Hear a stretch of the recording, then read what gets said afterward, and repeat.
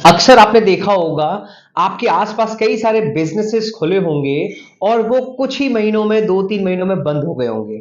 कुछ लोग बड़े बिजनेस खोलते हैं और कुछ समय बाद ही वो बंद हो जाते हैं। कुछ 2-3-4-5-6 दोस्त मिलकर के बिजनेसेस खोलते हैं, वो आने वाले 2-3-4 महीनों में बंद हो जाते हैं। क्या कारण है बिजनेसेस के लास्ट लॉन्ग ना होने का? क्या कारण है छोटे से बड़ा बिजनेस के ना होने का? क्या कारण है आपके अकेले ही बिजनेस करते रह जाने का? हमें सीखना है इफेक्टिव टीम मैनेजमेंट। इसका जो सबसे बड़ा कारण है वो है हम लोग टीम नहीं बना पाते, हम लोग टीम बिल्डअप नहीं कर पाते, हम लोग इफेक्टिवली टीम को ऑर्गेनाइज नहीं कर पाते।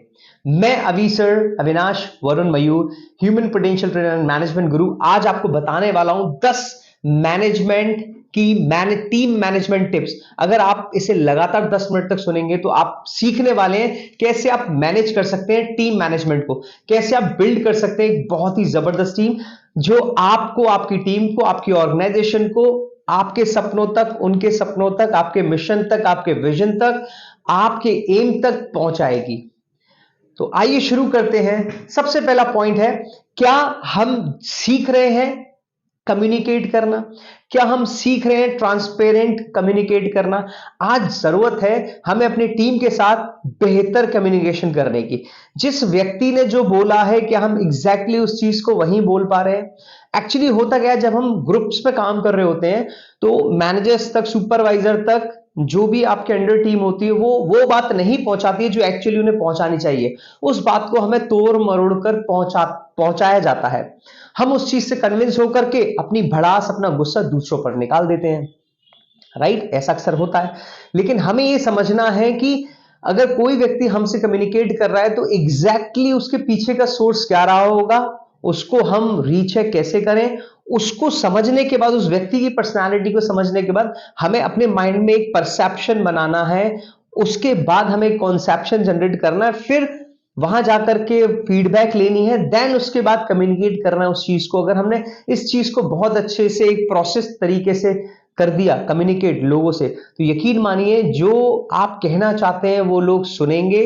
अक्सर जो हम कहना चाहते हैं लोग वो सुनते नहीं है, वो सुनते हैं जो वो समझना चाहते हैं।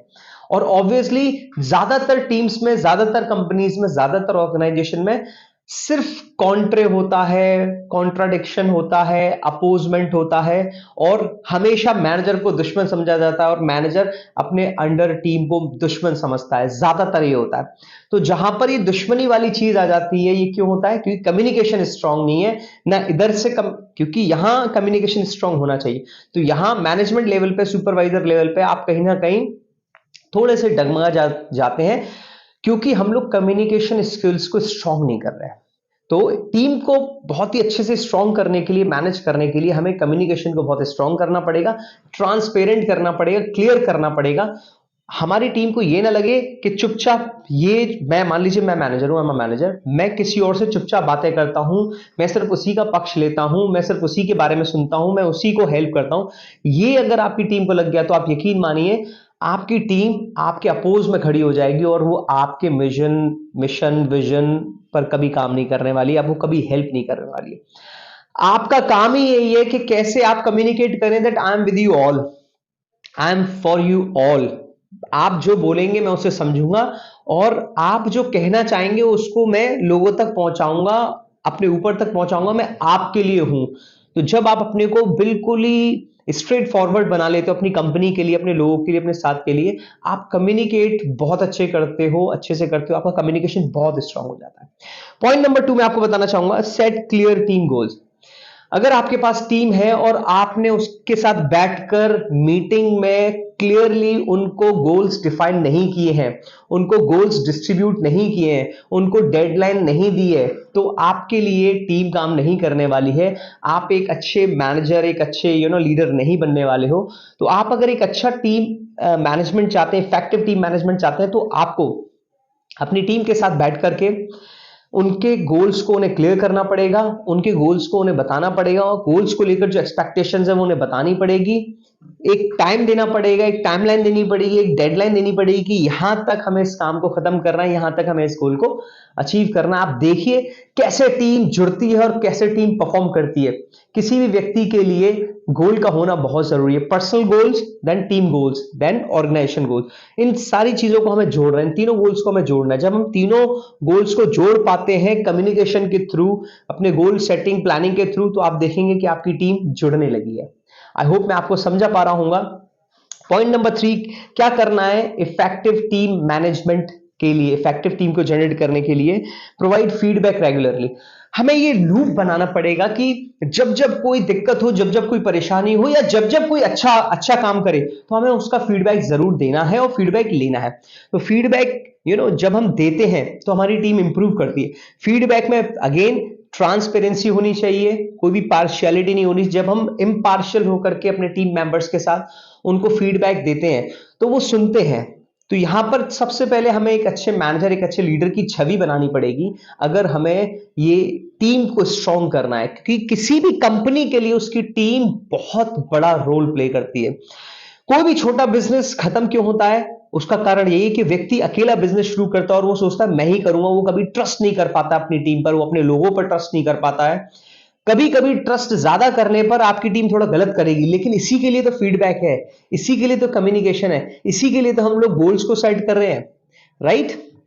तो फीडबैक को आप लगातार लेते रहें। फीडबैक डिफरेंट डिफरेंट टाइप्स के हो सकते हैं। फीडबैक आप रिटन फॉर्म में ले सकते हैं, फीडबैक आप पर्सनल ले सकते हैं, फीडबैक आप टीम्स के साथ मीटिंग में ले सकते हैं।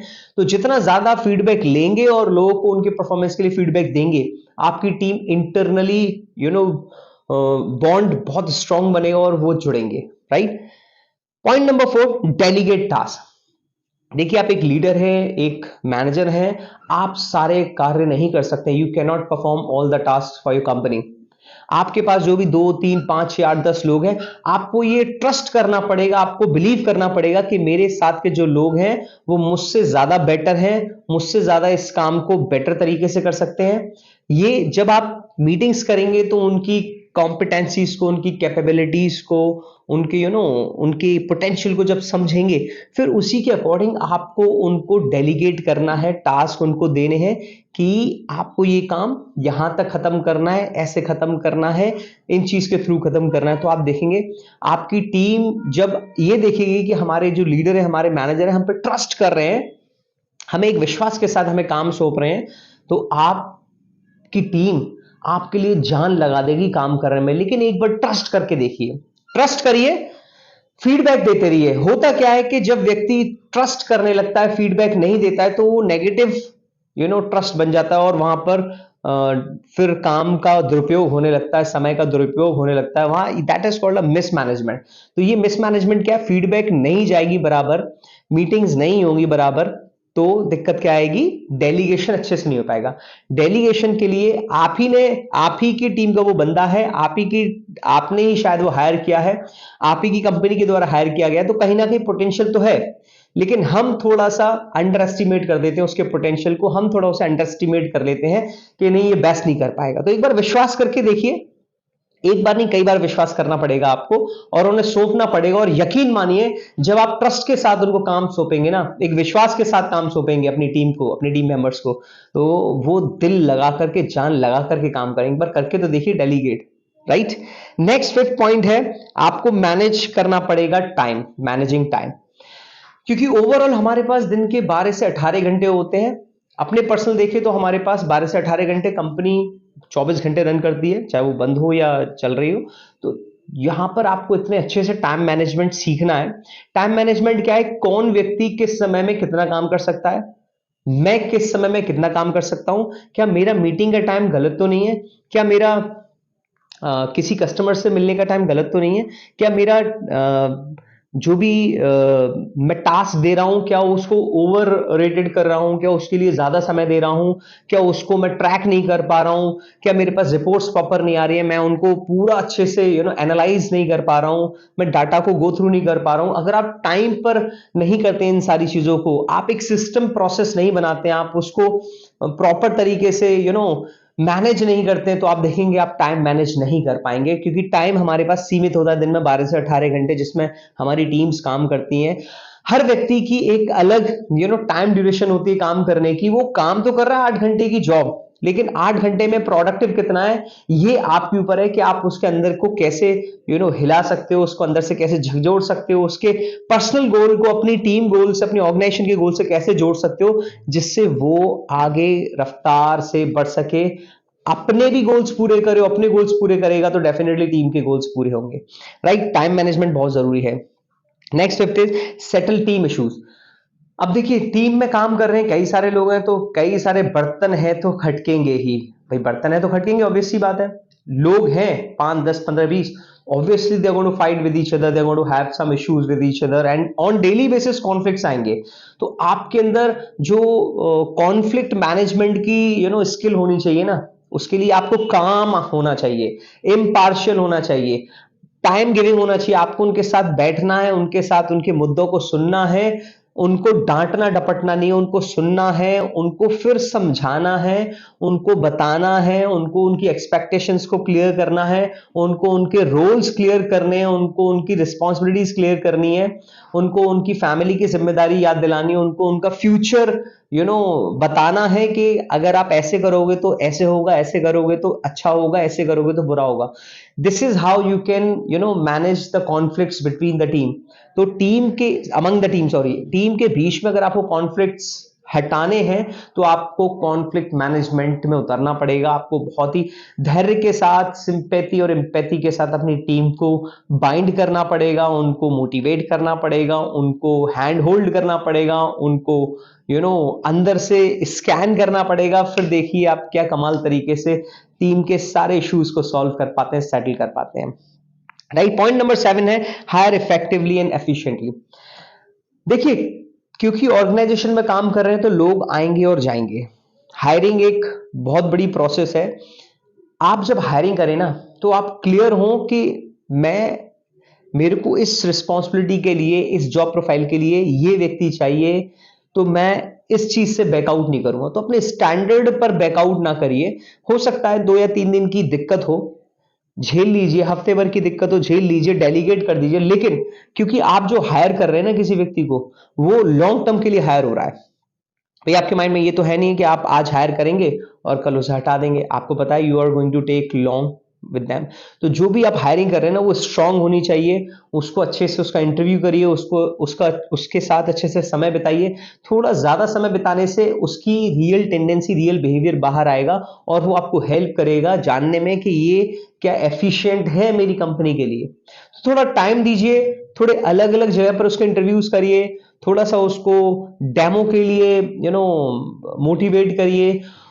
जब ज्यादा टाइम स्पेंड करेगा ना वो टीम हायरिंग में, अगर कोई बड़ी पोजीशन के लिए हो रहा है, तो आप डेफिनेटली आपको एक अच्छी हायरिंग मिलेगी, एक एफिशिएंट हायरिंग मिलेगी। तो हायरिंग प्रोसेस आपका स्ट्रांग होना चाहिए। ये नहीं कि आपको बस जरूरत थी, आपने बोला, आया और आपने हायर कर लिया। No, it's not like that.